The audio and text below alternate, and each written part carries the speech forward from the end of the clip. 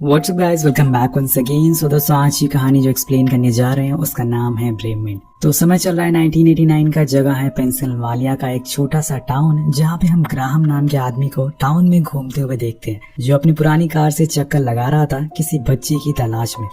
लेकिन वो उसके साथ क्या करने वाला है ये हमें भी पता नहीं होता है। अब कुछ ही देर में उसे मार्टिन नाम का बच्चा मिल जाए। मार्टिन को दोस्तों एक बीमारी है जिसमें इंसान को किसी भी तरीके का दर्द महसूस नहीं होता। वहीं घर के अंदर हम उसकी माँ को देखते हैं, जो एक नई केयर टेकर से बात कर रही होती है कि उसे कैसे संभालना है। इसके बाद जब वो बाहर आकर उसे चेक करती है तो वहाँ पर मार्टिन उसे नहीं दिखता। अब ये देखकर वो पूरी तरह से पागल हो जाती है, क्योंकि मार्टिन के अलावा उसका इस दुनिया में कोई भी नहीं था।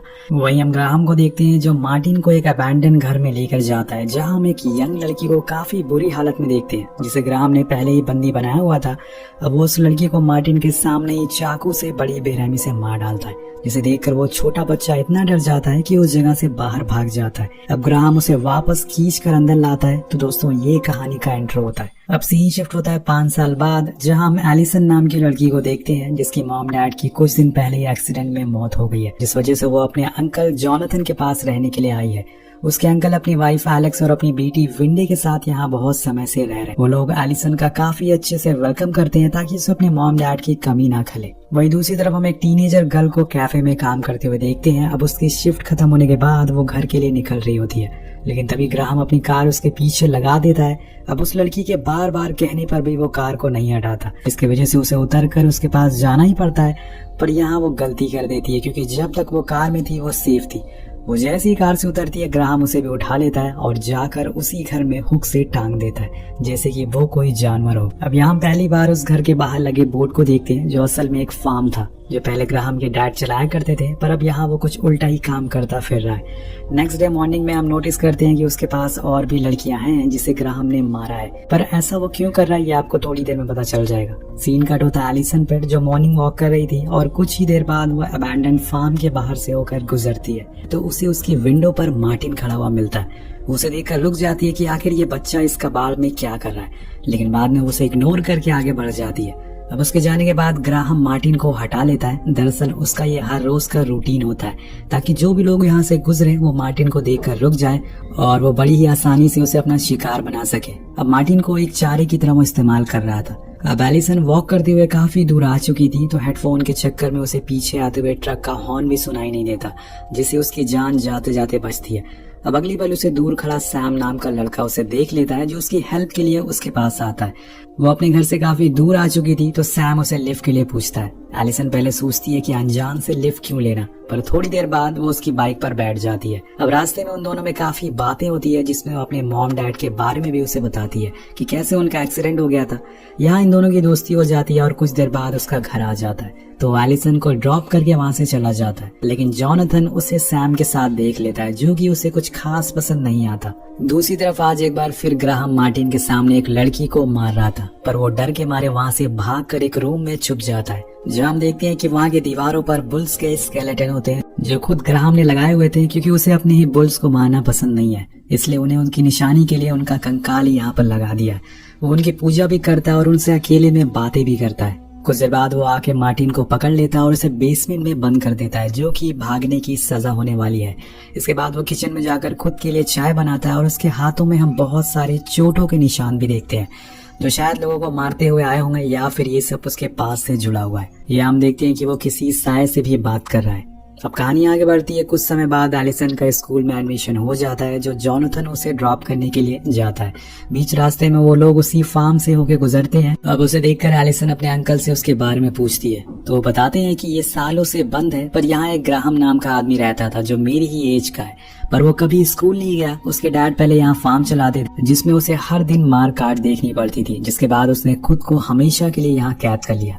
अब ये सुनकर एलिसन कहती है कि मैंने तो यहाँ कल एक बच्चे को भी देखा था। तो अंकल कहते हैं कि काफी अजीब है, इस घर के अंदर आज तक कोई नहीं गया। अब वो इसके आगे कुछ और पूछ पाती कि तब तक उनका स्कूल आ जाता है। वहाँ ग्राहम मार्टिन को बाहर निकालता है और उसे नहला धुलाकर नए कपड़े पहना देता है, पर इसी बीच उसे कहता है कि मुझे तुम्हारे चुप रहने से नफरत है, इतना सुकून से कैसे तुम रह लेते हो। और ये बोलकर वो उसे गले से लगा लेता है और फिर जाने को कहता है। ग्राहम मार्टिन को दोस्तों यहाँ पर खुद की बेटी की तरह रखना चाहता था, जैसे उसके डैड ने उसे रखा था। वो सारी चीजें उसके साथ कर रहा था, पर फर्क इतना है कि उसके डैड जानवरों को काटते थे और ये इंसानों को। वहाँ एलिसन का स्कूल ऑफ हो जाता है तो जॉनथन का वेट करती है, पर उसे आने में देर हो गई थी, जिस वजह से वो अकेली ही घर आने लगती है। और यहाँ पर ग्राहम को एक मौका मिल जाता है, वो कार से उसका पीछा करने लगता है। लेकिन कुछ देर बाद एलिसन को भी पता चल जाता है कि कोई उसका पीछा कर रहा है, तो उसे बहुत सुनाती है, जिससे वो इस बारी वहां से चला जाता है। और कुछ ही दूरी पे उसे सैम मिल जाता है, जो कार को ठीक कर रहा था, जिसके साथ वो बातें करने लगती है। लेकिन तभी सैम के डैड व्हील चेयर से गिर जाते हैं, जिसे देखने वो दोनों घर के अंदर जाते हैं। लेकिन दोस्तों वहाँ उसके डैड का बिहेवियर थोड़ा अजीब होता है, जिसे देखते हुए एलिसन घर से निकल जाती है। अब बीच में उसे एक बार फिर से वही फार्म दिखता है, लेकिन इस बार वहाँ मार्टिन नहीं बल्कि ग्राहम खुद खड़ा हुआ था, जो एलिसन को बहुत ही अजीब तरीके से देख रहा होता है। अब वो उसे इग्नोर करके घर आ जाती है। अब सीन शिफ्ट होता है मार्टिन पर, जिसके सामने वही लड़की थी जिसे ग्राहम ने हुक किया हुआ था। वो उसकी तरफ चाकू लेके बढ़ता है, पर उसे भीख मांगती है कि उसे छुड़ा दे। अब मार्टिन सिर्फ 10 साल का था, किसी को तकलीफ में देकर हर कोई उसकी हेल्प करना चाहेगा, तो यहाँ वो भी ऐसे ही करता है। वो उसे आजाद कर देता है और दूसरे रूम में बैठा ग्राहम एक बुक में कुछ लिख रहा होता है, जिसके बाद वो अपने पीछे लगे बुल हेड से कहता है कि अगर तुम चाहते तो ये सब रोक सकते थे, लेकिन तुमने ऐसा नहीं किया, तुमने मुझे नहीं रोका। तभी उसे कुछ आवाजें सुनाई देती है, तो वो चेक करने जाता है। वहां पर वो लड़की नहीं थी, वो बाहर जाने का रास्ता ढूंढ रही थी। लेकिन दोस्तों ये फार्म एक भूल भुलैया जैसा होता है, घुमा फिरा के वो लड़की एक ही जगह आकर अटक जाती है, और इसी बीच वहाँ ग्राहम भी आ जाता है, जिसे देखकर वो छुप जाती है।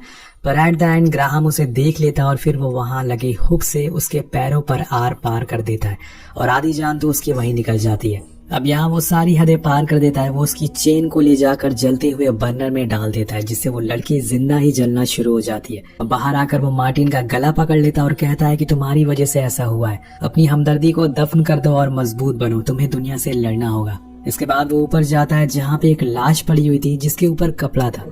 वो उसे कहता है कि ये सब तुम्हारी वजह से हो रहा है, और तभी वो लाश हिलने लगती है, जिससे वो डर जाता है और वहां से चला जाता है। हो सकता है दोस्तों कि ये लाश उसके डैड की हो, और उन्होंने ही उसे ऐसा बना दिया हो बचपन में, जिसके बाद उसने अपने ही डैड को मार दिया और उनकी लाश को यहाँ रख लिया। भले आदमी कुछ भी कर सकता है, पर रुकिए, कहानी खत्म नहीं होने वाली, आगे कुछ बहुत ही बड़ा होने वाला है। दूसरी ओर सैम एलिसन को डेट पर लेके जाता है, जिसके बाद वो दोनों थोड़ा क्लोज आने की कोशिश करते हैं। लेकिन तभी वहाँ पर जॉनथन आकर एलिसन को ले जाता है। उसे कार में ही बहुत सुनाता है कि तुम्हारे डैड ने तुम्हें लेके बहुत बड़े बड़े सपने देखे थे, जिन्हें तुम्हें पूरे करने हैं, लेकिन इन सब फालतू के चक्कर में तुम मत पड़ो, वो लड़का तुम्हारे लिए काबिल नहीं है। लेकिन ये बातें एलिसन को कुछ खास पसंद नहीं आती, इसलिए वो कुछ जवाब नहीं देती। इसके बाद हम देखते हैं कि ग्राहम आज एक बूढ़ी औरत को लेकर आया है। वो इस बारी मार्टिन को कहता है कि तुम इसे मारो, ये कमजोर है। तो वो चाकू नहीं पकड़ता, तो वो उसे औरत के पैर पकड़ने को बोलता है, जिसके बाद ग्राहम खुद उसे मार डालता है। अब वो मार्टिन का मुंह धुलने के लिए उसे वॉशरूम में ले जाता है, तो वहां पर ग्राहम को फिर से एक साया दिखता है, जिसे देखकर वो फिर गुस्सा हो जाता है और कहता है कि ये मेरा घर है, मुझे डराओ मत, यहाँ से निकल जाओ। तो ग्राहम दोस्तों दिमाग से पागल हो चुका है, उसे अजीब अजीब चीजें दिखती हैं, साए दिखती हैं। वो अपने अंदर के गुस्से को शांत करने के लिए ऐसे काम कर रहा है। कहानी आगे बढ़ती है और अगले दिन स्कूल जाने से पहले एलिसन की आंट उसे कल जॉनथन के बिहेवियर के लिए सॉरी कहती है। वो बताती है कि सैम की मॉम ने खुदकुशी कर ली थी, जिसके बाद वो ही उसे डैड का ख्याल रखता है।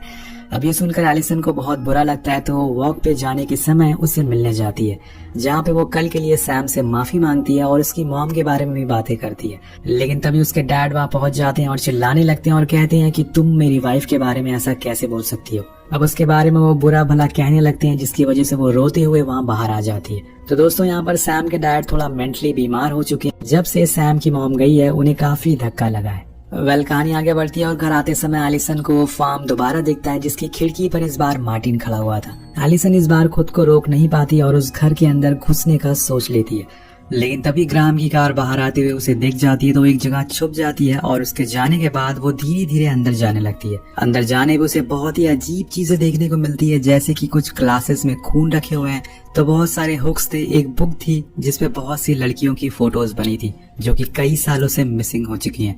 उसमें उन लड़कियों की कुछ चीजें भी मिलती है, जैसे ये उनकी लॉकेट, उनके बाल, उनकी रिंग। लेकिन उसे उसमें मार्टिन की भी फोटो मिल जाती है, जिसमें उसका नाम उसे पता चलता है। अब एलिसन थोड़ा और अंदर जाती है, तो उसे मार्टिन एक जाली के पीछे दिखता है। वो उसकी मदद के लिए थोड़ा आगे बढ़ती है और अंदर जाती है, और देखते ही देखते वो उस जगह पर चली जाती है जहाँ पे पिछली बारी ग्राहम ने उस औरत को मारा था। वो मार्टिन को बाहर आने को कहती है, पर इसी दौरान ग्राहम पीछे से आकर उसे पकड़ लेता है और एक रॉड से मारकर बेहोश कर देता है। जिसके बाद वो मार्टिन से कहता है कि गुड वर्क बेटा, अब यहाँ भी एलिसन के साथ वही सब होगा जो लड़कियों के साथ होता था। अब वो एलिसन को हुक में लटका देता है। यहाँ उसे कुछ समझ नहीं आ रहा था कि असल में हो क्या रहा है। वहीं उसके अंकल आंट को अब उसकी फिक्र होने लगी थी कि आखिर एलिसन अभी तक घर क्यों नहीं आई। पर जोनाथन कहता है कि शायद वो सैम के घर हो, इसलिए वो लोग उसे ढूंढने के लिए नहीं जाते। लेकिन जब वो पूरी रात हो जाती है और अगले दिन भी वो नहीं आती तो जोनाथन खुद ढूंढने के लिए निकल जाता है। लेकिन तभी उसके गेट के सामने सैम आकर खड़ा था। वो उनसे एलिसन के बारे में पूछता है, पर वो दोनों कहते हैं कि हमें लगा कि वो तुम्हारे साथ है। तो वो कहता है कि नहीं, हमारी कार चली गई थी। अब यहाँ जोनाथन को गुस्सा आने लगता है तो वो सैम को धक्का देकर खुद कार लेकर निकल जाता है। पर काफी दूर चलने के बाद उसे वो कहीं नहीं दिखती और उसी दौरान उसके दिमाग में वो फार्म वाली बात आती है जिसके बारे में एलिसन उसे कई बार पूछा करती थी। तो उसे लगता है कि शायद वो उस बच्चे के लिए अंदर गई हो जिसके बारे में वो बातें कर रही थी। इसलिए वो फौरन ग्राहम के घर जाता है और एलिसन से उसके बारे में पूछने लगता है। अब उसकी आवाज सुन के एलिसन अंदर से चिल्लाने लगती है, पर वो उसके मुंह पर पट्टी बांध देता है और खिड़की से जोनाथन से कहता है कि यहाँ कोई नहीं है, तुम यहाँ से चले जाओ। लेकिन वो अंदर जाकर चेक करना चाहता था। इसी बीच एलिसन की पट्टी खुल जाती है और वो जोर जोर से चिल्लाती है, अंकल मैं यहाँ पर हूँ। अब जोनाथन को शक हो जाता है, लेकिन वो अंदर आए उससे पहले ही ग्राहम उसे शूट कर देता है और उसे जान से मार देता है। और जिसके बाद अंदर आकर वो एलिसन को बहुत मारता है और उसे घसीटते हुए ले जाकर एक फ्रीजिंग रूम में बंद कर देता है। वहीं बाहर सैम अब एलिसन को ढूंढने के लिए निकल पड़ा था। अब बीच में उसे अंकल जोनाथन की कार मिलती है जो ग्राहम के घर के बाहर खड़ी थी। तो उसे लगता है कि शायद वो यहीं पर हो।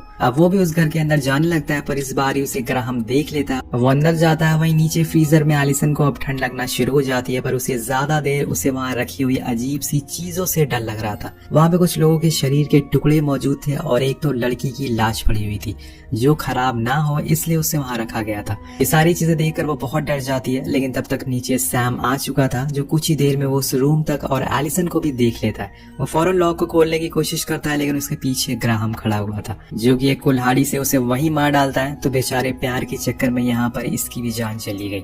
अब इन सब के बाद ग्राहम में और ज्यादा पागलपन होना शुरू हो जाता है। जैसे वो ये सब नहीं करना चाहता पर फिर भी कोई उसे ये सब करवा रहा है। वो रूम में जाकर उसी बुल हेड से बातें करने लगता है कि तुम ऐसा क्यों कर रहे हो, मुझे उसकी जरूरत है। इसके बाद वो स्कल को तोड़ देता है, लेकिन हकीकत में नहीं बल्कि इमेजिनेशन में। इसके बाद वो मार्टिन के पास जाता है और गुस्से में उसके हाथों में चाकू घुसा देता है। उसे दर्द तो महसूस होता नहीं, इसलिए वो कुछ खास रिएक्ट नहीं करता। पर यहाँ ग्राहम को मार्टिन की काबिलियत से डर लगने लगा था। उसे लगने लगा था कि मार्टिन उसे बेहतर है, इसलिए वो खुद पर कंट्रोल कर पा रहा है। वो उसे बोलता है कि कहीं जाना मत, मैं बस अभी आता हूँ। वो जोनाथन की बॉडी लेकर अब उसके घर जा रहा है और वहीं एलिसन अब होश में आ चुकी है। वो एक पतली सी रॉड की मदद से टूटे हुए लॉक को खोल लेती है और बाहर आ जाती है। वहां उसे मार्टिन दिखता है। वो फौरन उसके हाथ से चाकू निकालती है और बाहर लेकर भागने लगती है। अब फ्रंट गेट पर एक बुल का स्कल लगा हुआ था जिसे देखकर वो मार्टिन से कहती है कि तुम इसे डर रहे हो ना, लो मैंने इसे गिरा दिया। वो उसे धक्का मारकर अपने घर की तरफ बढ़ने लगती है। वहीं दूसरी तरफ ग्राहम अब आंट के पास पहुंच चुका था। उन्हें लग रहा था कि शायद जोनाथन उनकी डोर पर आया हुआ है और इसीलिए वो गेट को खोल देती है, लेकिन वो तो ग्राहम था जो कि उसे देखते ही उसके पेट में चाकू मार देता है और फिर बाहर से लाकर जोनाथन की बॉडी उसके साइड में लेटा देता है। अब दोनों साथ में मरेंगे आराम से। इसके बाद वो ऊपर वेंडी के रूम में जाता है, पर उसे वो कहती है कि मेरे डॉग को कुछ मत करना। अब ये सुनकर वो थोड़ा इमोशनल हो जाता है और डिसाइड करता है कि वेंडी को नहीं मारे बल्कि वो उसे मार्टिन के साथ ही रखेगा। अब बाहर से एलिसन देख लेती है कि ग्राहम घर के अंदर ही है, इसलिए वो सबसे पहले आंट के पास जाती है जो उससे कहती है कि जाकर वेंडी को बचाओ, वो ऊपर है। तो वो फौरन ऊपर जाती है और ग्राहम के पेट में चाकू घुसा देती है, जिससे वो जख्मी होकर वहां से भाग जाता है। तो अब इनके पूरे घर में आग लग चुकी थी, जिसकी वजह से एलिसन को 911 में कॉल लगाना पड़ता है। पर कुछ बोलने से पहले उसके पेट में कोई चाकू घुसा देता है। तो गेस करिए दोस्तों ये कौन था? जी हाँ, ये कोई और नहीं बल्कि मार्टिन होता है। वो बड़ी ही बेरहमी से उसे मार डालता है। अब ग्राहम के साथ रहते हुए मार्टिन को भी हिंसा पसंद आने लगी थी। सीन कट होता है ग्राहम पे, जो जाकर अपने डैड की लाश से बात कर रहा होता है कि अब मुझे पता चल रहा है कि वो क्यों भागते थे और धोखा खाना किसे कहते हैं। तभी पीछे से मार्टिन आकर उसका भी काम तमाम कर देता है। अब नेक्स्ट डे जब पुलिस जोनाथन के घर पहुंचती है तो वो पूरी तरह से जल चुका था, कोई भी नहीं बचा था सिवाय उसके डॉग के। दूसरी तरफ सैम के डैड उसी घर में लॉक हो चुके थे। उन्हें लग रहा था कि शायद उनका बेटा वापस आकर उन्हें बाहर निकालेगा, लेकिन वो कभी वापस नहीं आने वाला है। यहाँ पर एक नए चैप्टर की शुरुआत हो चुकी थी, मार्टिन चैप्टर। उसने वो टूटे हुए स्कल को घर के अंदर लाकर सजा दिया था और एक बार फिर से विंडो से बाहर देखना शुरू कर देता है। यानी कि ये साइकिल नहीं रुकने वाली है। जो काम ग्राहम ने शुरू किया था वो मार्टिन आगे बढ़ाए और इसी के साथ ये कहानी खत्म हो जाती है। तो आपको कहानी कैसे लगी नीचे कमेंट करके जरूर बताएगा। इस वीडियो पे एम करते हैं 400 कमेंट का, कमेंट जरूर करेगा। मिलते हैं आपसे अगली वीडियो में। Peace out.